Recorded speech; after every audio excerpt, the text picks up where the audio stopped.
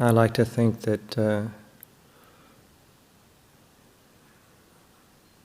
or think about the blessings of just being able to sit down like this,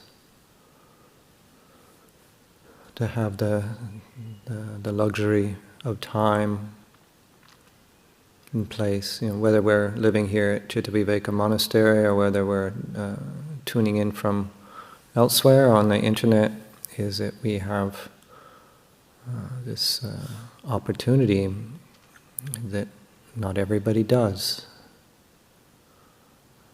And just to reflect on that possibility.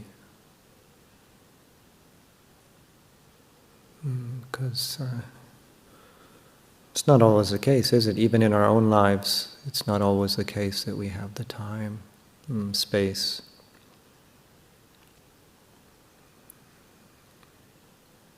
And to feel good about it.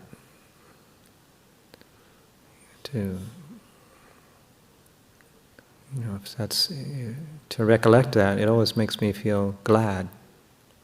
Gladdens the mind, gladdens the heart. So here in the UK, it's 7:30 in the evening.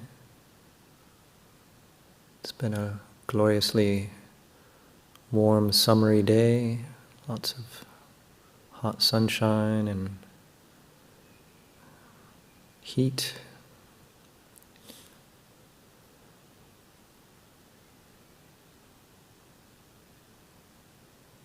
For myself, I've been very engaged today, since very early in the morning, and so to have the luxury of just stopping,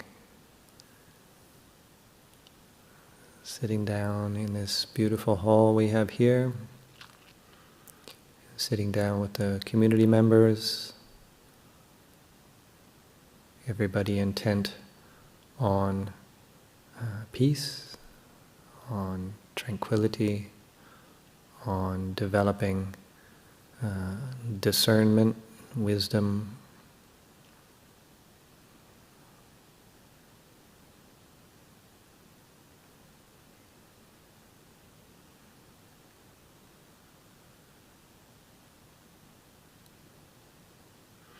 And the Buddha, he encouraged this to develop gladness, mudita, gladness at the good fortune of others is the way it's often expressed, but it's also just gladness of mind. There's other words in the Pali, but in the scripture language, but just gladness is a great support. But it's not always there, and because it's impossible to always be glad. So nothing's gone wrong if we're not feeling gladness, but when it's present is to enjoy that.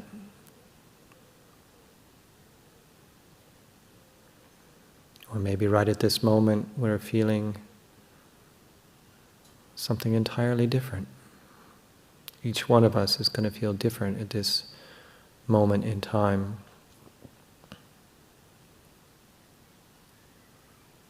And this moment in time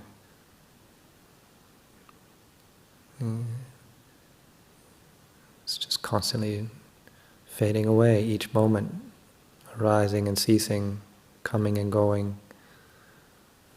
Just really one big long moment. So even during our meditation this evening, over the next hour or so, the mood can change, feelings can change, energy can change, it will change. Maybe a little, maybe a lot. And so sitting down, stopping like this, it gives us a chance to tune in to what we're experiencing and what we will experience as this time goes by. I encourage all of us to not have a fixed view of what our experience should be. Let's just drop should and just experience whatever comes our way. And to note it, to be clear about what we're experiencing.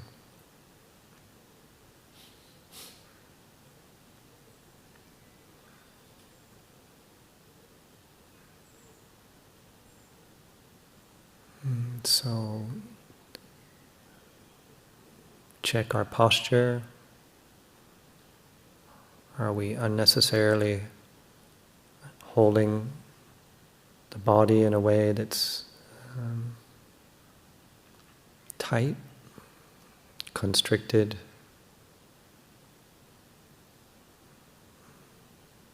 Perhaps slowly sweep down your attention, let it sweep through your body, across your body from the top of the head, and just slowly move your way down and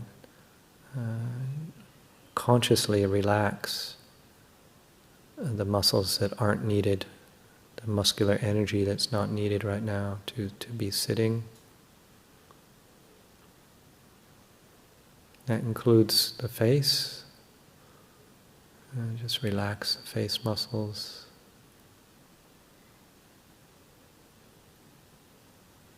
Jaw.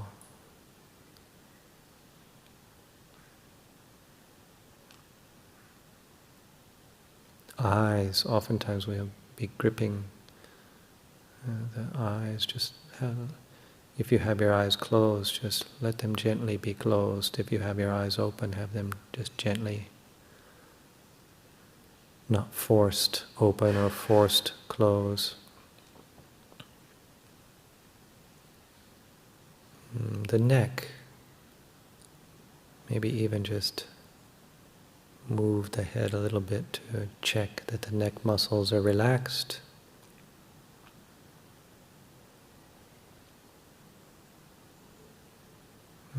Cross the chest and abdomen, not gripping.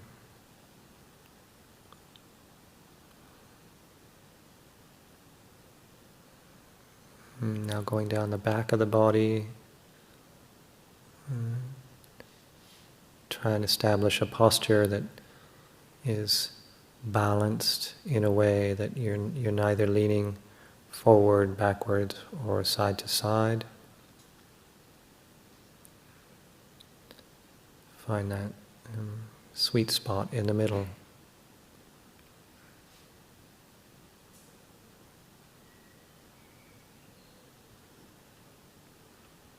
Now down the sides, from the let's say starting at the ears, going right down to your shoulders, to the shoulder socket. Those long muscles, relaxed.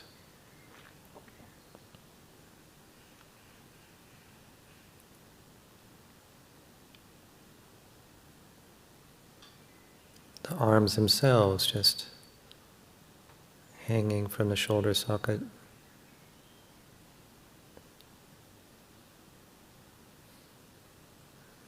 Wherever your hands are resting, whether it's in your lap or on your legs,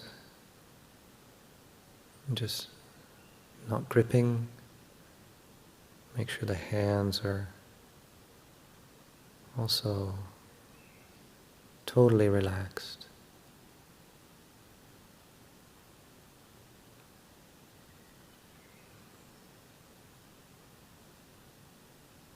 Now going through the lower part of the body,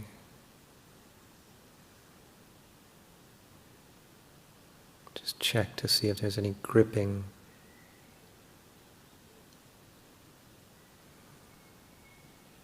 If there is, just consciously release.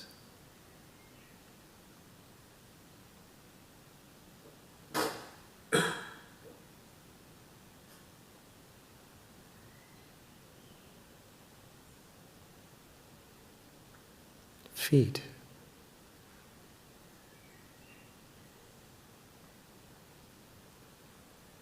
The soles of the feet, it's all sorts of muscles. So many muscles in the feet. And consciously relax.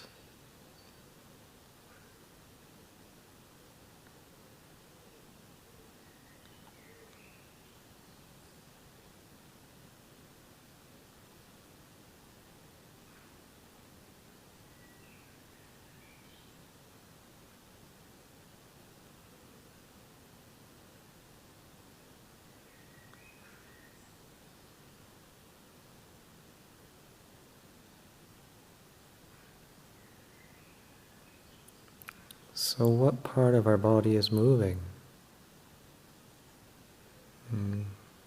Most likely we're all in some seated position,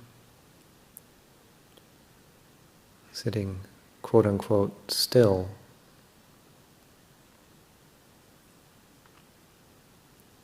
And yet the body is moving, pulsing, breathing, heart working away.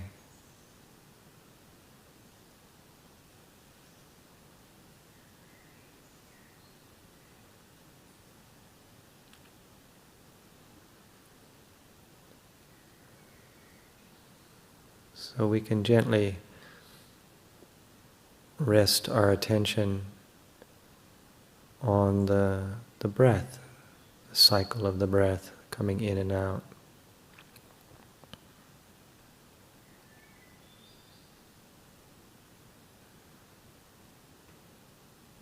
For these next few minutes, just use that as your resting place and the place to return to if the mind wanders. If we do get drawn out thinking, remembering, planning, as soon as we notice, just gently go back to our resting place of noticing the breath come in and out of the body.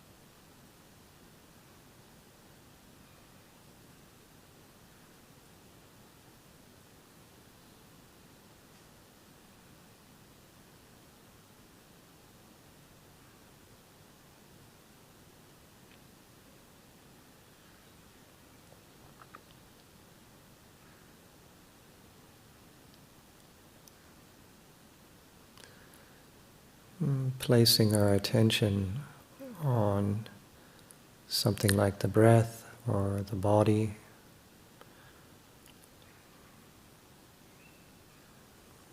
It can be a great support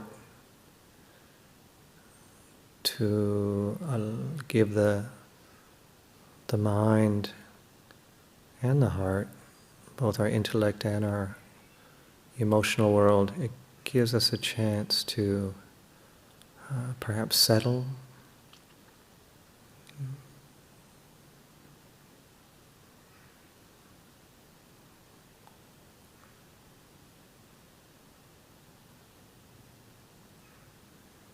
It can sometimes have a tranquilizing, settling effect.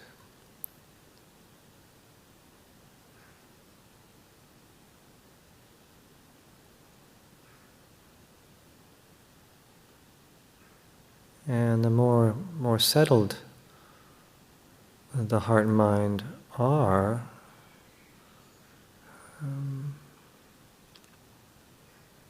the more obvious other things can become. When thoughts do arise, when emotions do arise,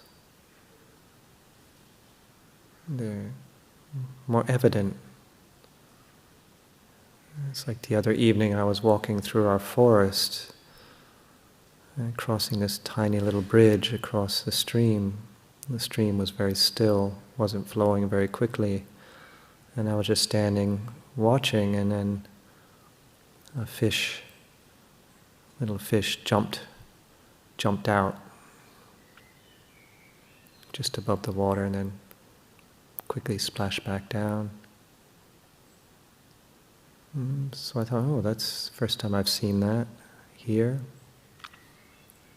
So I just stood for a few minutes and saw how many times it happened. Not so many, but a few.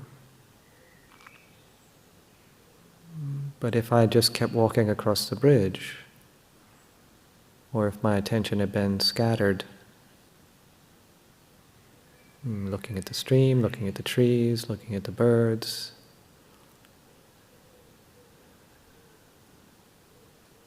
I wouldn't have seen that fish, probably.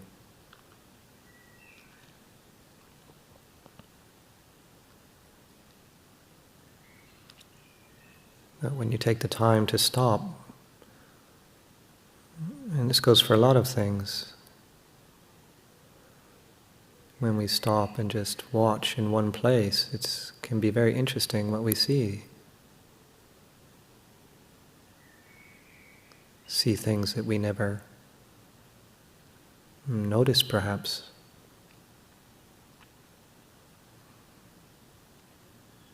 To sit down and place the attention on a single area of the body or function of the body, like breathing. The mind is bound to wander. Our minds and hearts don't just shut down when we sit down or do walking meditation. There's an echo to the hours before, the days before. We have memories.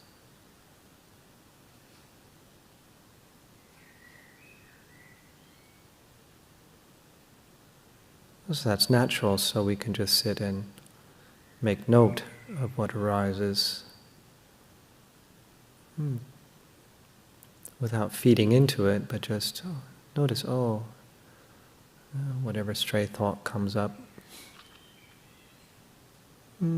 Just then gently return back to the breath. Or maybe we notice a sound, like here I can hear the lovely birds outside, especially there's a blackbird near the hall here. This beautiful bird song.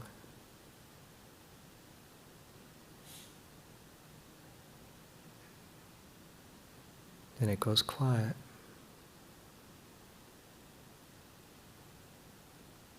and back to the breath.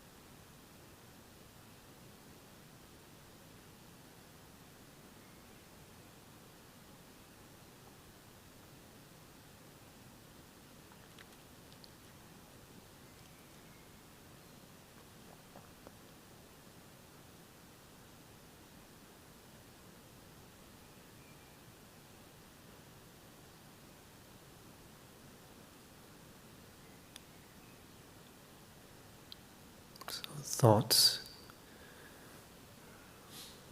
perhaps arising and ceasing, coming and going, certainly moving.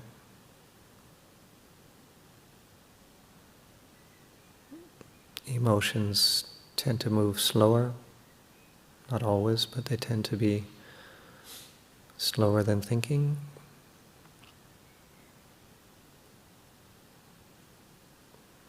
Bodily sensations changing.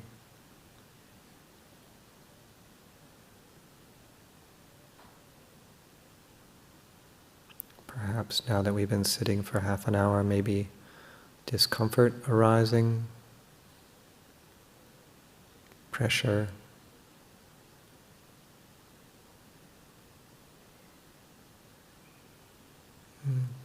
Keeps changing slowly.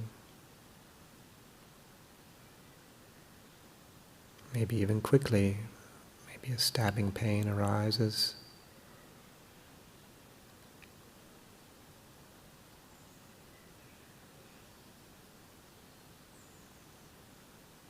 Different sounds coming into our perception. My voice. If you're at home, maybe some sound at home.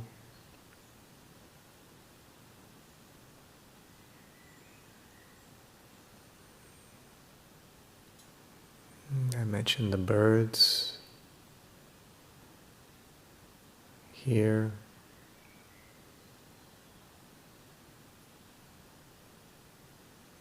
Now it's gently raining outside. Very soft sound of rain hitting the skylights.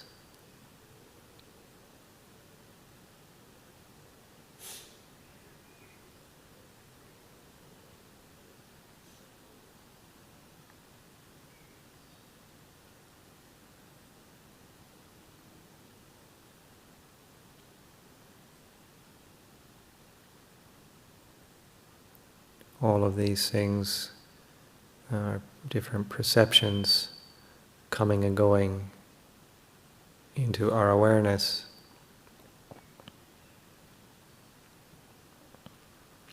Into our consciousness.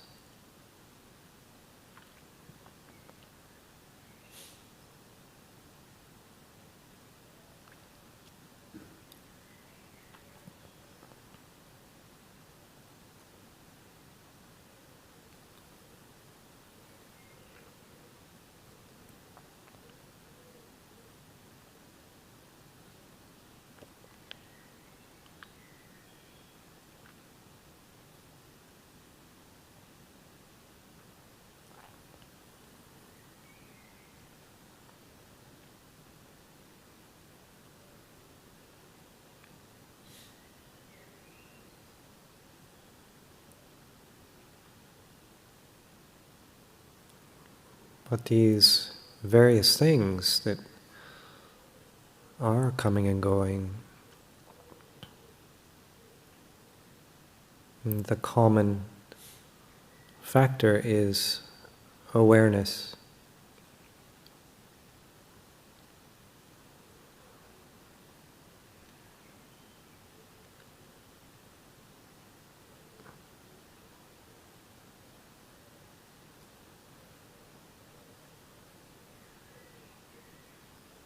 It's the rain is coming and going, the bird sound is coming and going, my thoughts are coming and going.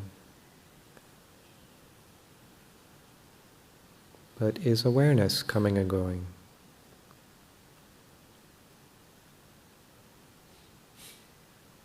Or are awareness and the objects in awareness, are they separate?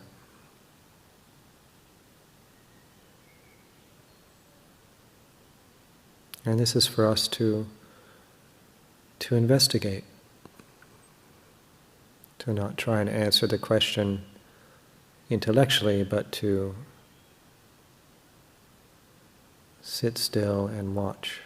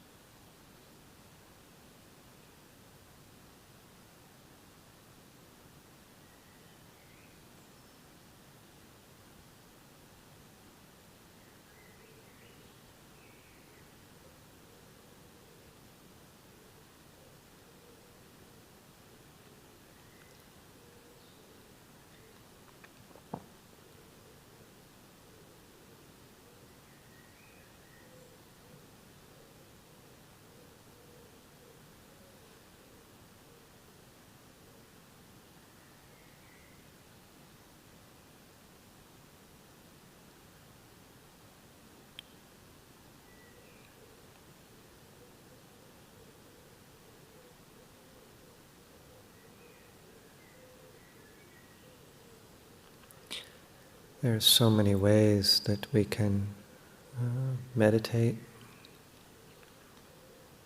Lots of different styles, lots of different instructions, and that's natural because meditation's been around a long, long, long time, and different things might work for different people. That's so natural. And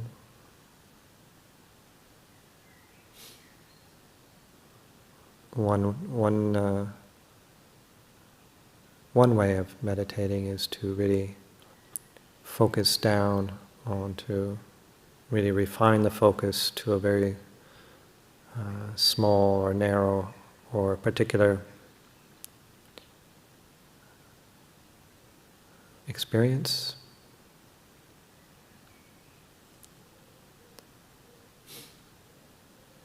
This is very tried and true method. But there are others. As I said, there's many. And one of the ways that I find very useful and helpful is to not be so refined, but to maybe use the same object, like the breath. I'll refer to that as an object of meditation.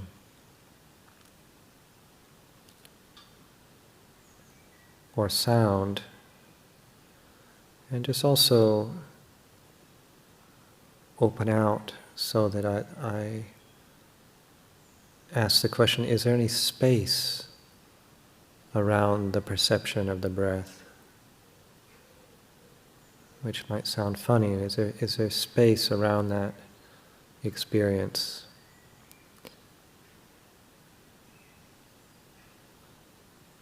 Especially after the out-breath and before the new in-breath, oftentimes there's a gap where there's no breath.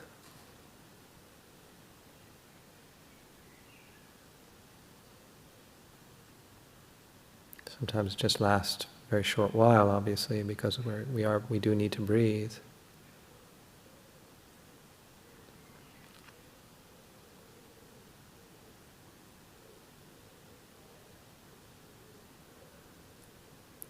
And there's this space, this gap. If the mind has settled a little bit, the thinking is reduced or fallen away, then we can experience sometimes this just a silent space where the mind is bright, clear, open.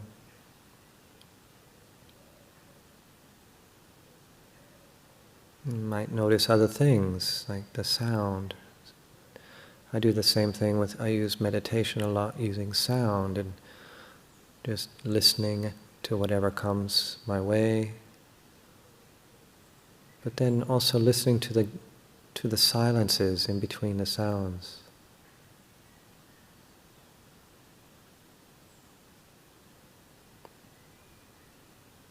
And I find that it's the same experience as noticing the space between the breath. It's the same. There's a stillness, calmness,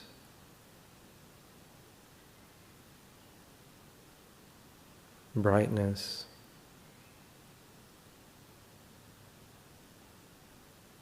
And then something will interrupt that. Maybe a thought will come up and the mind will grab it.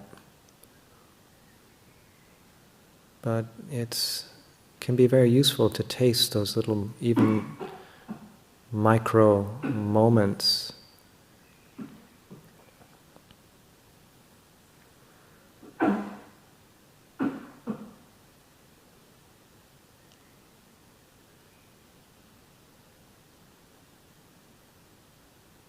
Even these little mini moments.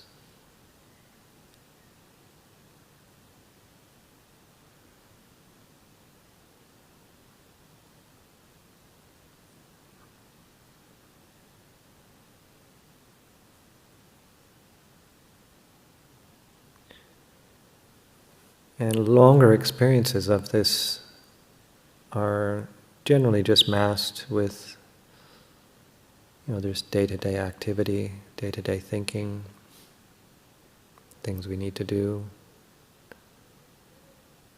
But I don't use that word lightly, masked. It doesn't disappear, it's just that we don't notice it. This background silence. background peacefulness, like the sky. Here, living in the UK, being an island in the North Atlantic, it experiences great changes in weather. Sometimes the sky can be blue in the morning, and then within hours you get clouds scuttling across, completely obscuring the blue. Don't see the sun. But the sky didn't disappear. Blue sky, it's not gone. It's just things have appeared. Then you see a gap. You get a glimpse of blue sky. It's still there.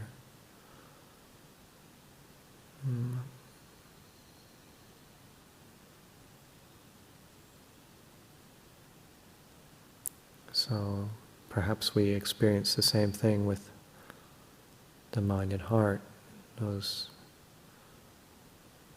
moments of clarity,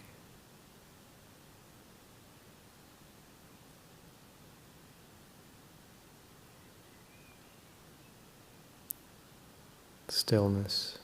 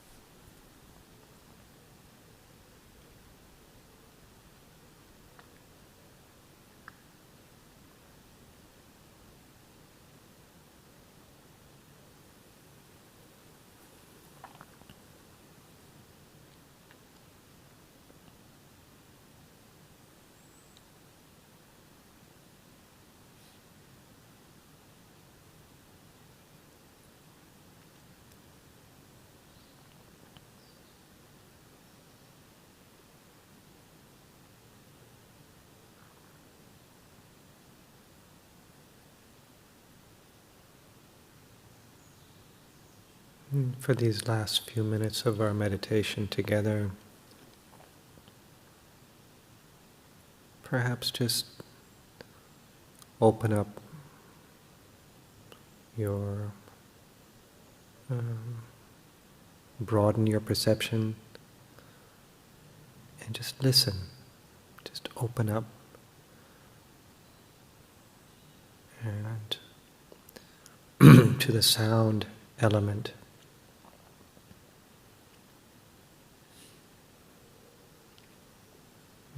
You might still notice the breath, that's fine, but just have the main area of your interest and attention be just whatever sounds either come or don't come.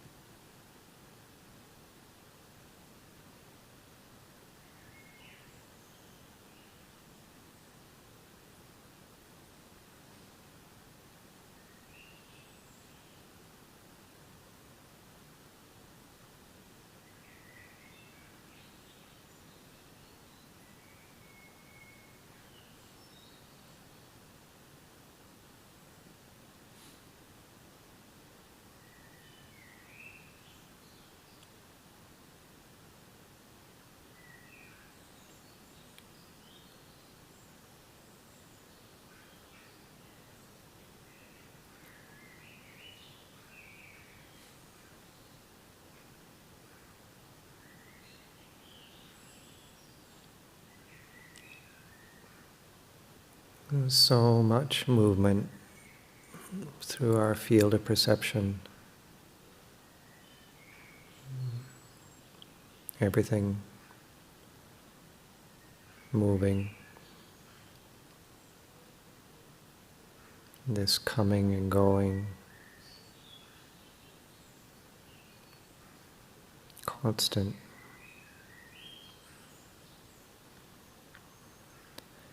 And yet we can put so much energy into trying to fix things, freeze things, make something stable.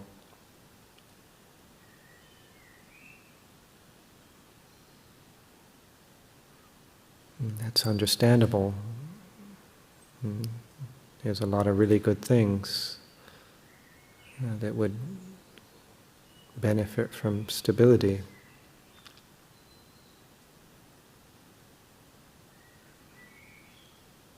And it's good, we can try to do that, we can put in effort. But perhaps we see clearly enough to know that there's only so much that we can do. There's only so much stability that can be realized.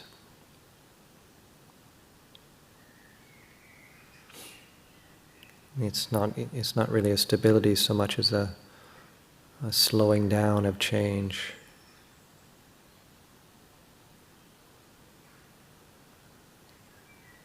And if we know in our heart that the nature of all things is to change, then maybe we won't hang on just quite so tightly. Maybe we won't grip, cling, grasp.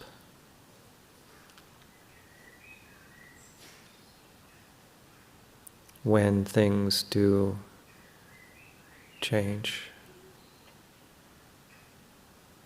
When even the best, the most wanted things shift.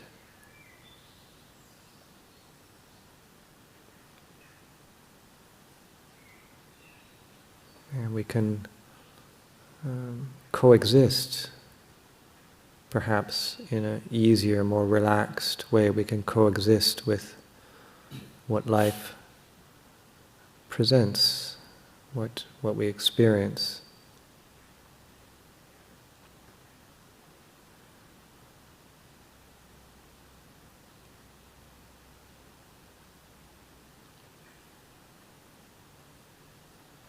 And this is why noticing change, recognizing change,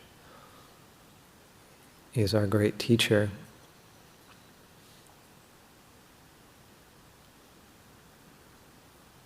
We can develop the discernment and wisdom to not cling. And clinging is a source of stress. Clinging is a source of pain.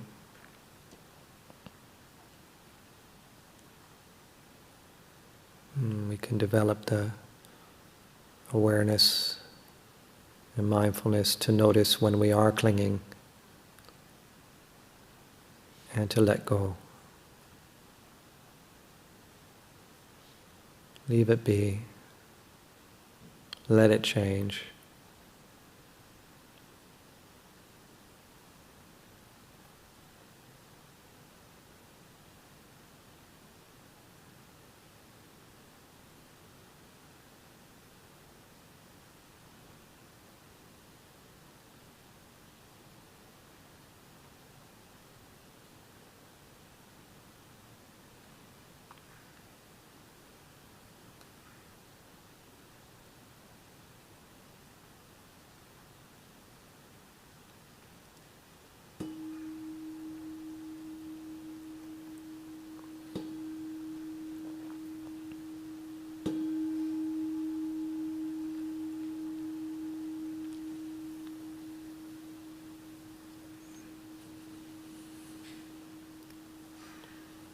Before we do the closing homage, pay respect to the Buddha Dhamma Sangha.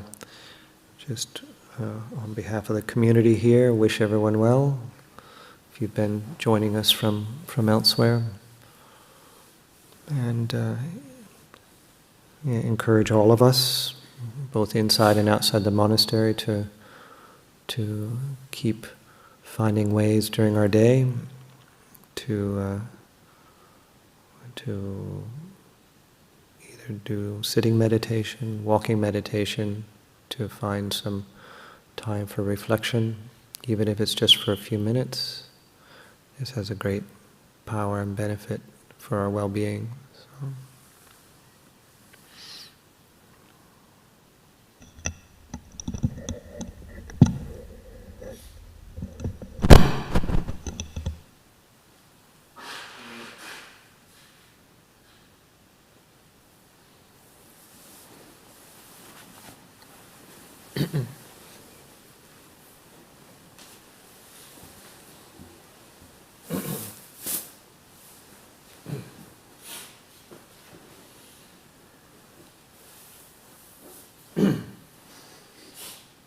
The Lord, the perfectly enlightened and blessed One, I render homage to the Buddha, the Blessed One.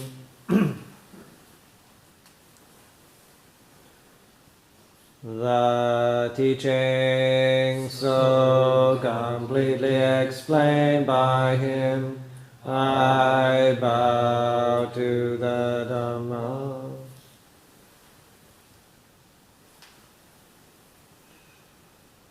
The Blessed One's disciples, who have practiced well, I bow to the Sangha.